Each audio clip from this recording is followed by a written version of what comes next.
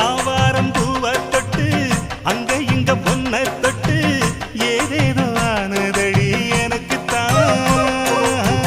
ஆகாத நாள் இது ஐயர் வந்து சொன்ன பின்னும் கூடாது மச்சானுக்கு நினைப்புத்தான். தொண்டக்குழி வத்தி போச்சு தாகந்தான் தாகந்தான் சமக்கொழி குவுதடி வா. புத்தி கெட்ட மச்சானுக்கு கோவந்தான் கோவந்தான் ஒண்ணு பெத்து தரவா. அந்த சங்கதி பேசிடத்தான் அள்ளி சந்தனம் பூசிடத்தான்